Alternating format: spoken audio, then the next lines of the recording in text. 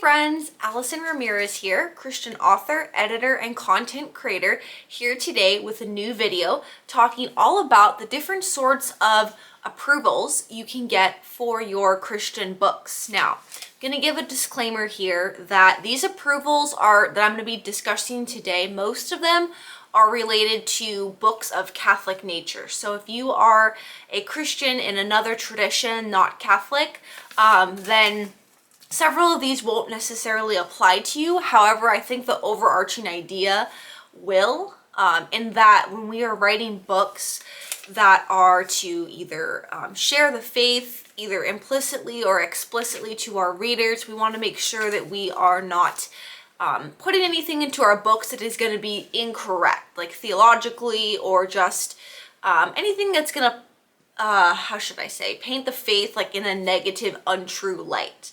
What I mean by this is obviously we're going to be writing characters that may be doing or saying certain things that are not in line with the faith, because we're showing like characters in all sorts of states and walks of life. I'm talking about books that are meant as teaching resources, right? Like nonfiction teaching resources. We want to make sure that what we're saying in those books is true to the Christian faith. And so that's why there is different approvals, so to speak, that you can apply for and actually get for your book, so that your readers can see those approvals and they can be confident and certain that the content in the book is going to be supporting and in line with the Christian faith. So specifically, I'm going to be talking about a few approvals. The first is the Imprimatur. This is a Latin word. And another Latin word is the Nihil obstat. I'm also going to be talking about the seal of approval that the Catholic Writers Guild gives out.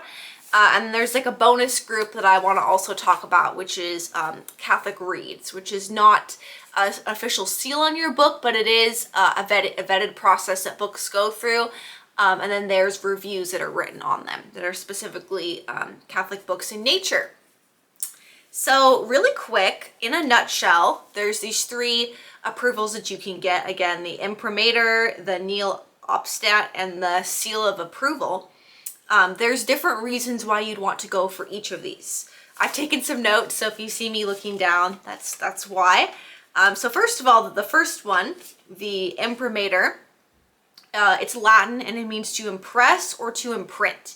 And in order to receive this approval, your book actually has to be read and approved by a local bishop or religious superior. So I guess you could say this is like one of the highest approvals you can receive.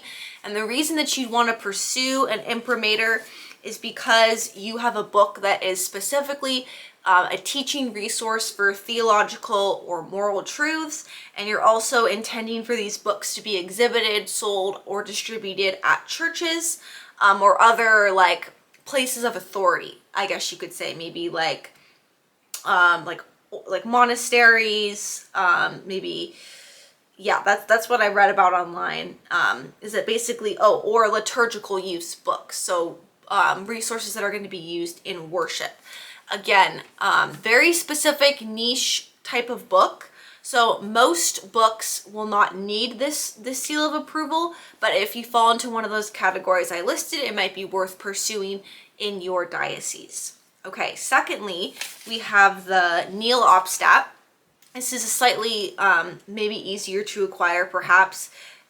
Your book has to be approved by a theologian, so not necessarily by the bishop, but still someone who is educated in the faith. And basically, this Latin phrase means that nothing stands in the way of the book's publication, nothing in the sense that nothing would harm faith or morals that has been written in the book. So this is a more generalized approval. If you want to have something in your book that shows that the content, again, will not go against faith or morals, you can pursue this seal of approval. And then finally, there is a seal of approval that you can receive from the Catholic Writers Guild. This is not affiliated with like a theologian or your diocese looking at the book, but these are Catholic educated readers that will read your book, and they'll look at, the content, but they'll also look at like logistically, like how is the grammar, spelling, punctuation, the whole way that the book has been put together, and they'll decide whether or not they want to give the seal of approval. And again, this is like another sort of way for readers to see that your book has been reviewed and that it's not going to go against faith and morals. So I'm going to also show you some of these pages, the website pages, so that if you are interested in looking more into these types of approvals, I can show you where you can go to find out more. And I'll also show you the Catholic Reads page, which is my little bonus tip for today.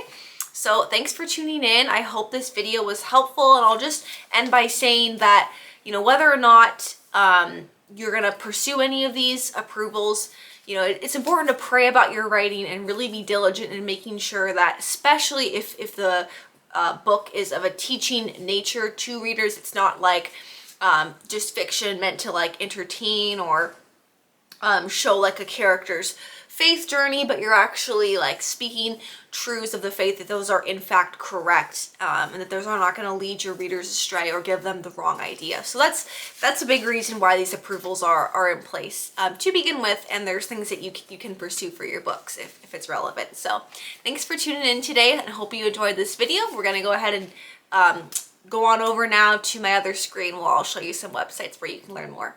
God bless.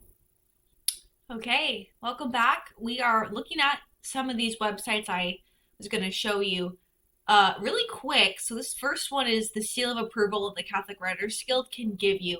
I forgot to mention, I didn't realize this, but one really important reason why you might want to pursue this particular seal is because if you are writing fiction, which I think I had mentioned earlier, right? Fiction is a little bit harder to get a seal on because you are more entertaining. You have characters that are like, could be doing all these crazy different things in their life right before they maybe come to know about Christ, for example. So you can actually get a seal of approval for fiction books through the Catholic Writers Guild versus if you pursued the Imprimatur or the Nihil obstat. Those are specifically for nonfiction books. So that's actually a really important distinction to make. But if you're interested in learning more, you can click on the Information for Applicants tab.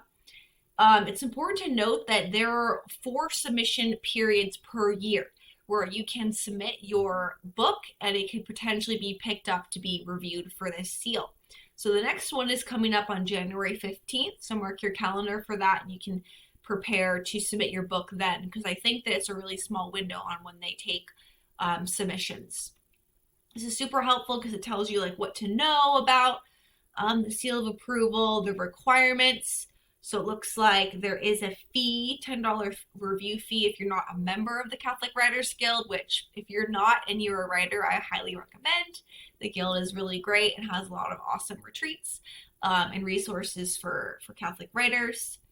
So this is a really helpful page. Then next I want to show you this page, which just goes more into detail about the Imprimatur and the Nihil obstat approvals. I also didn't mention there's also the Imprimi, I'm probably pronouncing this wrong, pote, but this is only for people who are religious. So if you are a priest, a religious sister, a brother, a monk, this is an approval you can get for your books.